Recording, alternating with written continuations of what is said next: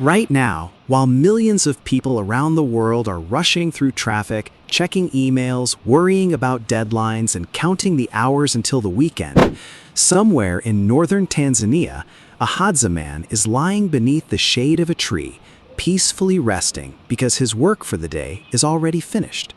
Not because he is on vacation, not because he is wealthy, and not because he is retired, but simply because there is nothing else that needs to be done. The Hadza are among the last remaining hunter-gatherer societies on Earth, living in a way that closely resembles the lifestyle every human being followed for hundreds of thousands of years. Imagine waking up without an alarm clock, without a calendar full of meetings, without bills waiting to be paid, and without anyone telling you where you must be or what you must accomplish before sunset. For the Hadza, this isn't a fantasy. It is simply another ordinary day. Researchers who have spent months living with them often return with the same surprising conclusion. Despite owning almost nothing by modern standards, they seem unusually happy.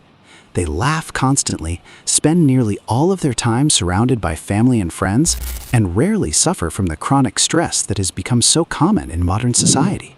Their mornings begin not with rushing, but with conversation. As the first light spreads across the landscape, people slowly wake up around small campfires, talking for hours before anyone even thinks about searching for food. These conversations are far more important than casual small talk. They strengthen relationships, settle disagreements, exchange information, and quietly keep the entire community functioning without courts, police, or written laws. If someone becomes selfish or arrogant, the group doesn't punish them through force. Instead, they tease them, joke about them, and gently remind them that nobody is more important than anyone else. Anthropologists witnessed this tradition many years ago when one researcher proudly brought a huge ox to a hunter-gatherer camp, expecting everyone to celebrate his generous gift. Instead, people laughed at the animal, calling it skinny and unimpressive. Later, an elder explained that whenever someone does something remarkable, the community deliberately downplays the achievement to prevent pride from growing too large. Success is welcomed, but arrogance is never allowed to take root because equality is more valuable than personal glory. As the morning continues, the hunters prepare their bows, while groups of women gather baskets and digging sticks before heading into the bush. Hunting may sound exciting, but it is far less reliable than most people imagine. A hunter can spend an entire day tracking an animal across rough terrain and still return empty-handed. The women, however, consistently bring back roots, berries, honey, fruits, and edible plants that feed everyone. In fact, they often provide more than half of the camp's daily food supply. Among the most productive gatherers are the grandmothers. Even in their 50s, 60s, and beyond, many older women continue walking long distances every day, collecting enough food to support not only themselves, but also their children and grandchildren. Some scientists believe this may explain why human females live for decades after their childbearing years have ended, because grandmothers helped entire families survive. Children grow up very differently from those in modern societies. They do not spend most of their childhood inside classrooms or staring at screens.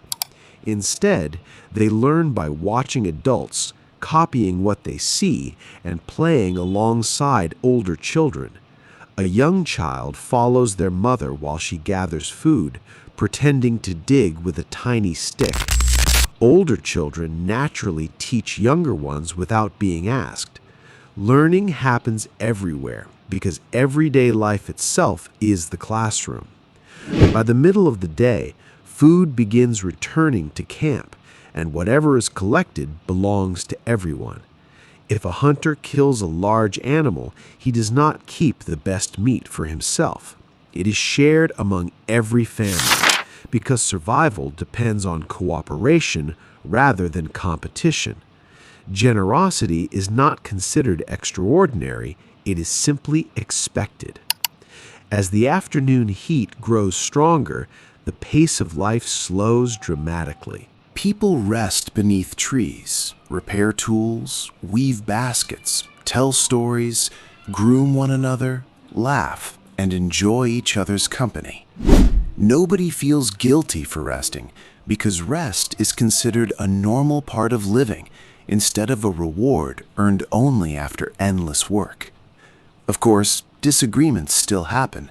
People become jealous, arguments break out, and relationships sometimes fail because they are human like everyone else. But when conflicts become too intense, one family can simply move to another nearby camp for a while until emotions cool down.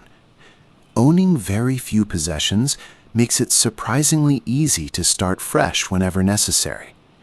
As evening arrives, hunters return, sometimes carrying meat and sometimes carrying nothing at all. Either way, dinner is prepared together. Roots roast beneath glowing coals, honey is shared among children, fruits are divided equally, and everyone gathers around the fire as stories fill the night air. Life is far from perfect. People become sick, accidents happen, and loved ones are lost, just as they are everywhere else. But many researchers believe they rarely experience one particular kind of suffering that has become almost universal in modern civilization: the endless feeling that happiness is always somewhere in the future, waiting beyond the next promotion, the next purchase, the next achievement, or the next weekend. Modern civilization has given humanity incredible gifts, including medicine, electricity, clean water, refrigeration, transportation, and much longer lives. Few people would willingly give those things up, yet every advancement also came with a cost. Agriculture demanded permanent labor, cities surrounded us with strangers, careers filled our calendars, money replaced simple sharing, and time became something we constantly felt we were running out of. Perhaps the greatest lesson the Hadza can teach us is not that we should abandon modern life and return to the wilderness, but that our minds and bodies were shaped in a world filled with sunlight, movement, close relationships, meaningful conversations, shared meals, and long moments of simply existing without rushing toward the next obligation. Deep inside, we are still carrying the same human nature our ancestors carried thousands of generations ago. And maybe that is why, despite all of our technology and progress, so many of us still feel as though we are searching for something we have quietly left behind.